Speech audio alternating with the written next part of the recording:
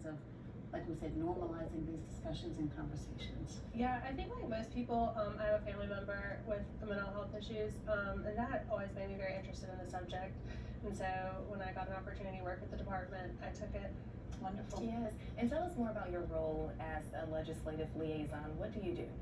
I represent the agency at the State House during the legislative session, working with them to pass good mental health legislation and work on the budget for the fiscal year. Are there some big gaps in our state that you would like to see us address? I know one thing that we've covered a lot is in terms of providing resources, funding, whatever it takes, so that law enforcement has mental health staff available to them to respond to calls where that clearly is an issue.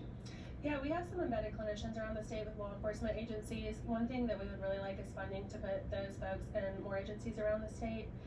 We also work with the Suicide Prevention Coalition on suicide prevention legislation and getting frontline staff trained in suicide prevention skills. That's wonderful. That is wonderful. And how can people watching help advocate as well if they feel like they would like to support the gaps, closing the gaps? They can call their lawmakers and ask them to support mental health legislation, funding for mental health. I know you all have an event coming up, which we'll talk about in just a moment, but let's talk a little bit about reducing the stigma. I feel like we have so much work to do in that regard. I mean, you know, typically when we hear someone talking about mental health, it's after a tragedy has occurred. So what in your mind can we do, not just as the media, but as a community, to help destigmatize the conversation around mental health? I do think it's getting better, the stigma. You can talk to your friends and family. We also send people out to, when people have experienced a loss to suicide or things like that, we have a team that goes out and that can debrief them and do postvention.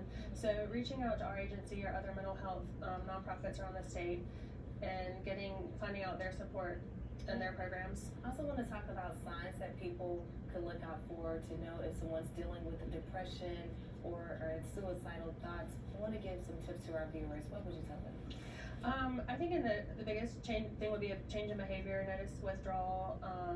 People maybe, you know, their mood changing. And I think that's when it's our responsibility to ask everyone around us, you know, are you okay? How are you doing? Reaching out to them. Well, that's such an important point, because I think a lot of people don't know what to do, you know, and I've heard the analogy before say, well, if you saw somebody in the middle of the street having a heart attack, you would run to help. But if you're dealing with a situation that involves mental health, people don't know quite how to respond, but sometimes just asking, are you okay, opens the door to that conversation. Tell us about the event that you all are hosting coming up May 15th. Yeah, so next Wednesday, May 15th is Meet SCDMH Day. It'll be held from 11 a.m. to 1 p.m. at our central office at 2414 Bull Street.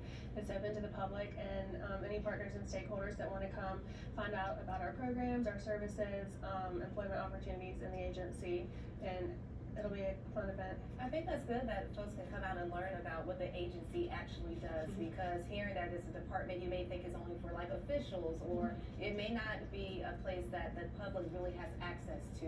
What would you tell folks just to clear the air about what the Department of Mental Health does?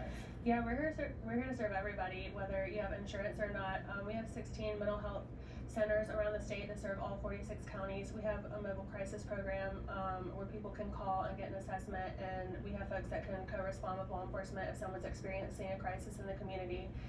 We also help run with a nonprofit, the state's 988 suicide and crisis hotline. So there are a lot of resources out there for everyone.